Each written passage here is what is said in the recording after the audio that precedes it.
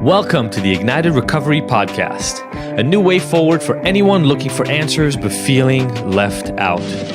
If you've been searching for empowerment, triumph, and purpose, you've found them right here. You won't hear the same solutions, and you're not going to have any excuses to fall back on, because Ignited Recovery allows heroes to rise and become their best selves. I'm Dr. Adi Jaffe, and I can't wait to be your guide on this journey. Are you ready to become an ignited hero? All right. Hello, everybody, and welcome to this episode of the Ignited Recovery Secrets podcast. I'm Adi Jaffe, and I'm really happy to be here with you today. And, I picked a small topic for today, something, meaningless, like the importance of believing in God or something bigger in life. I don't know how many of you have struggled with this. But you're all familiar with the topic, right? The belief in God has been one of the most ubiquitous things that existed in humanity. Whether you look at, ancient Egyptian and Chinese traditions, all the way through, Greek and Roman gods, all the way to today's religions, the most established religion, right? Christianity, Islam, Judaism, Buddhism, etc. Religion has been a huge part of humanity for as long as we can really measure it, right? And I get it. I think, like we talked about before, we really try to explain the life around us.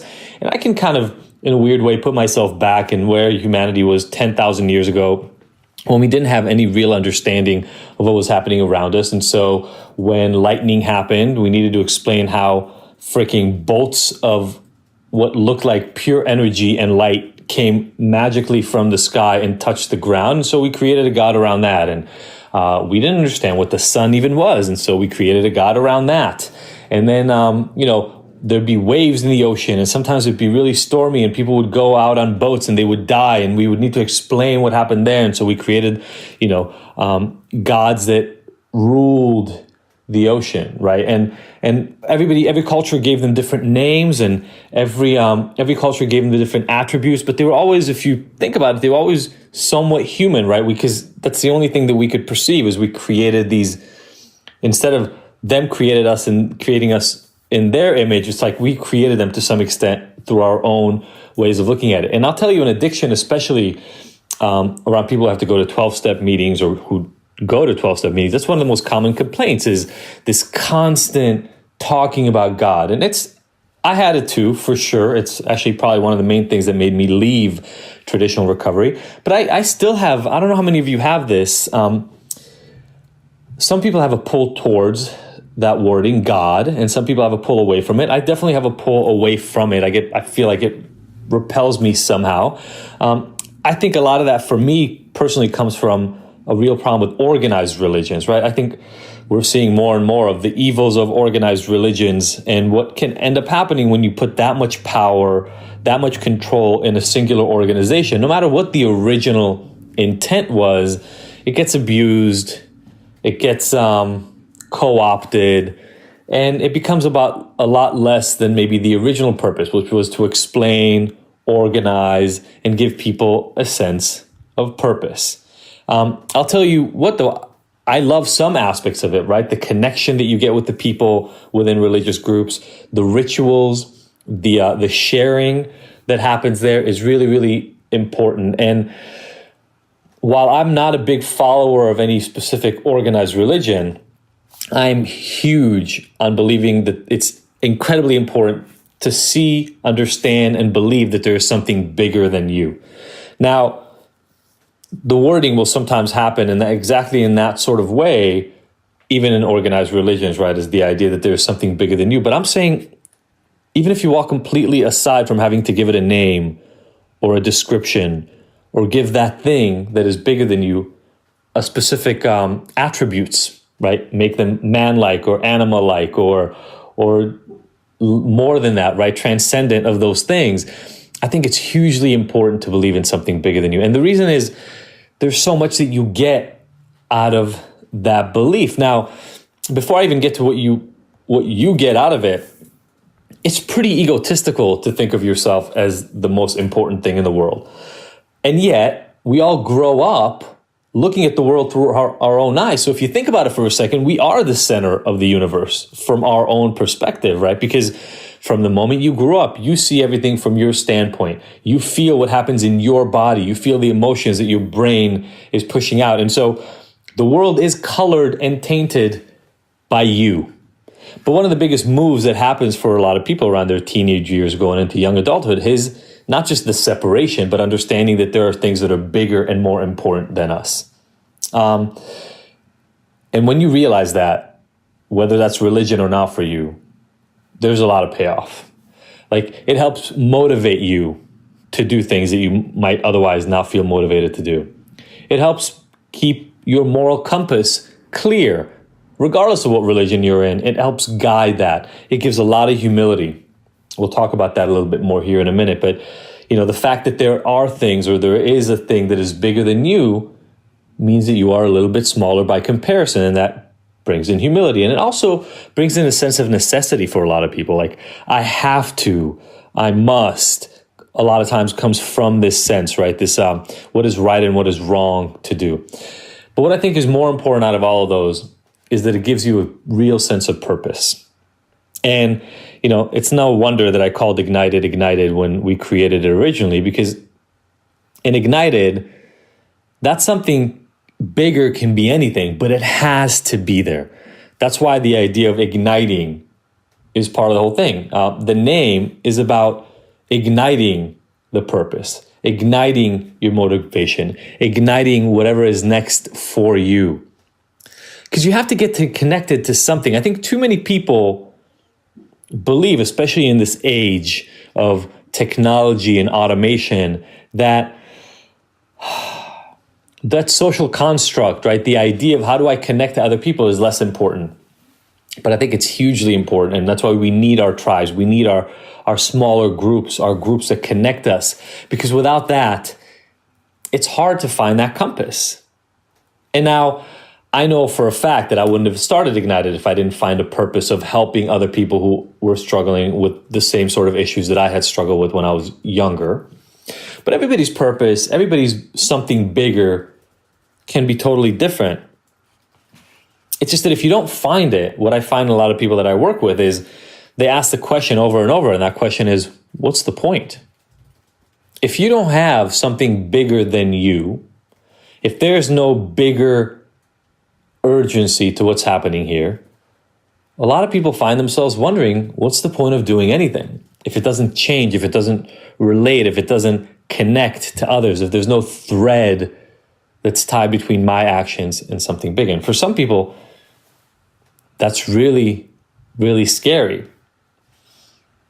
And part of the reason that it's really scary is, I think, for those of you right now, some of you listening right now have no problem finding that purpose. And I'd love to hear from you. I'd love to have you screenshot this and tell me, what is it that you're connected to? But we've been taught so often that thing that we're connected to has to be big. It has to be huge, like a God, or like the universe, or like the rules of science, right? That purpose, that bigger thing has to be bigger, but it's not true.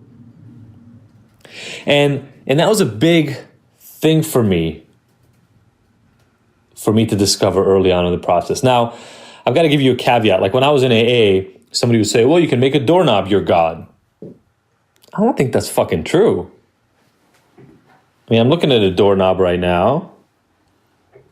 There's nothing that feels bigger, purposeful, motivating, etc. about the doorknob. But if you move away from that kind of platitude, this notion that you can make anything, your higher purpose, your big thing that you're connected to, I still think there are hundreds and hundreds, if not thousands, and almost an endless number of potential things. And one of the times that I really connected to this was I was on a run. Sophie and I were dating, so I was long past my AA world. But I was running, and I was running in Beverly Hills by a school, and the kids were out playing. And all of a sudden it dawned on me that school full of children is a higher power. It's something bigger than I am. And there are a lot of, I can go really deeply into it, right? There's hundreds of kids in that school.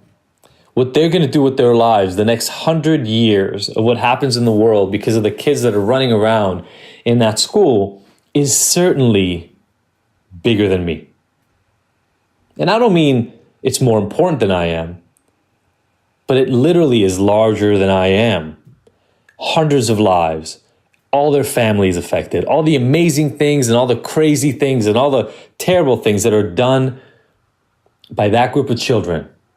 It was really easy to connect to in that moment that how powerful that is. And then I had my own kids. And it is very easy if you have your own kids to understand that there's something bigger at play here, because the way my life changed through my own kids and seeing the world through my kids' eyes allowed me in a moment to understand that there's something bigger than I. I tell this story sometimes, but when Sophie was delivering Kai, it was not an easy process. She was having a tough delivery and she had been in labor for a long time. And then eventually they told us they've got to rush her into an emergency C-section, which was not at all a part of what we thought was going to end up happening that day. So they prep her, and her mom and I are out of the room as they're prepping her, but they're putting these surgical gloves on us, all stuff that we wouldn't have had to do in normal delivery. So you're putting all these barriers, right? Gloves and scrubs and footies, things to keep from contaminating the surgical area. And you're not going into a normal delivery, you're going into a surgery. And then I walk in, and I don't know if they were supposed to do this, but I walked by my wife being opened up, and so her entire belly is opened up surgically to be ready. And then I'm standing there and she's under anesthesia, which is not what we expected. And this is our first kid, and it's scary and yet exciting because I'm about to meet my boy, and all that mess is going on, and this, not yelling, but loud noises, and the machines are beeping. But then they go in and they get Kai out, and I see him and he makes his first noise, and my knees buckled because something shifted in the way my life existed. And that is something bigger than I am. I can't really explain what I went through in that moment, but the way I saw the world change. And that happened with each one of my kids. So my own kids are a way for me to connect to things that are bigger than I am. The people who take my Ignited Hero course are bigger than I am. That's the purpose that I love so much in doing this work, is I serve them so that they can go out and create a big life. And, with over 100 people who have now enrolled in all the different, I think we're actually over 200 people who have enrolled in all the different offerings that we have, that's a lot of impact. When I was teaching courses at UCLA and I would have 300 kids sitting in a room, that class was bigger than I am. My coupleship is actually bigger than I am, because together Sophie and I are a bigger power that is more important, that is more connected than I am by myself. And then you can get into the big stuff like the planet, or the idea of easing the suffering of others. It's really easy to find things that are bigger than you. And the reason that this entered even into my conversation here today was because I was talking to a client who's one of my Ignited Elite clients. So I talk to him about once a week or once every other week now. And he was really struggling because he had been in 12-step groups for over a decade and had left. And the indoctrination of a God was really big in his head. And he was really struggling initially. And when I gave him permission to find something that is bigger than him, the first place he went to is, well, I don't want to go to that God place that I had to go to in 12-step. And I said, well, that's not the place you have to go to. But if you're going to wake up every morning and do what you need to do and go to sleep feeling safe and secure, knowing that tomorrow is going to be okay and you're going to wake up and you're going to do what you need to do on that day, there's got to be something bigger. And initially he made it his family, because he could understand waking up and doing things that maybe in the moment felt uncomfortable for that purpose. Because once you have purpose, you find momentum. You find the reason. You find the drive to move forward like you never have before. Another weird thing that happens to a lot of people when I talk to them about this sense of purpose is they feel like they have to find the thing that will be true always. Stop worrying about always. You don't know always. You don't understand always, and you'll never be able to identify anything that will be true forever right now. Don't worry about it. Your purpose doesn't have to stay the same, right? When I got arrested, my purpose in going to rehab and cleaning up was to stay out of prison. That was it. And then when that was done and I got my year and I got out, my purpose was to move to the next thing that I could do functionally in life without going back to drug dealing. And that became school. And it was in that school experience, which was really a humbling experience for me, going back to school after, having all this money and carrying around drugs and guns and all, and leading a group of other dealers and all this stuff. That was a really humbling experience. And in that humbling experience of going back to school and achieving that next purpose, which was to find the next stage for me, I found research on drug addiction. I didn't know that was going to be my purpose that was 2004. So 14 more years. And when I started chasing drug addiction and helping people who struggle with addiction, I had no idea that was going to lead me to shame, which is a 3 or 4 year journey for me now.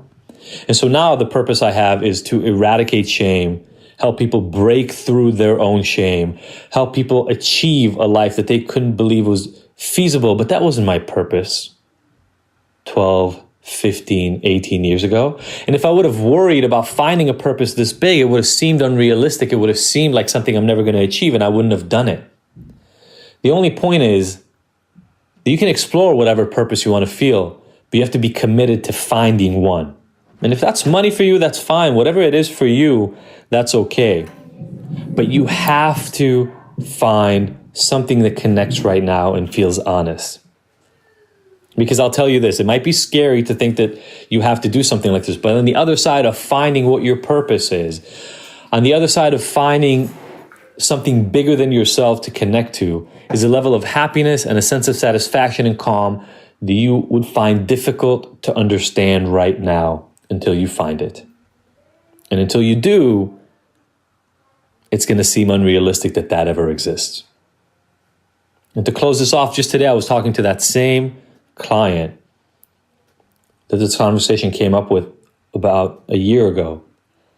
And his purpose has now changed, and it's grown, and it's expanded to other people and helping others and creating change in a business and all these much, much bigger picture, much bigger change in the world that he's working on creating now that would have seemed impossible a year ago. But because it was able to connect to an initial something bigger, an initial purpose, and that was serving his family to the best of his ability, he's now in a completely different place a year ago. So I urge you, take a moment, think about what it is that you can connect to. What is your purpose? What is something bigger that you feel honestly connected to, that you don't have to work hard for? If it drives you, it charges you up, it ignites you. And once you find that, we'll talk in the future about how to start connecting to doing what it is that feeds that fire. Thank you all so much for listening. Please, please, please do me a favor. Screenshot this right now, tag me, and tell me what it is that you found. I'd love to hear your purpose. Love you all so much. See you on Wednesday. Bye. Thank you for tuning in to the Ignited Heroes Recovery Podcast. I really hope you found the information here useful and that we'll see you back here next week. And look, I want to make sure that this podcast is the most useful it can be for you, so please let me know by emailing info@ignited.com if there are any specific topics or questions you'd like to have addressed. As usual, if you like this episode, I would love for you to leave us a 5-star review and rating. Thanks, and see you next week.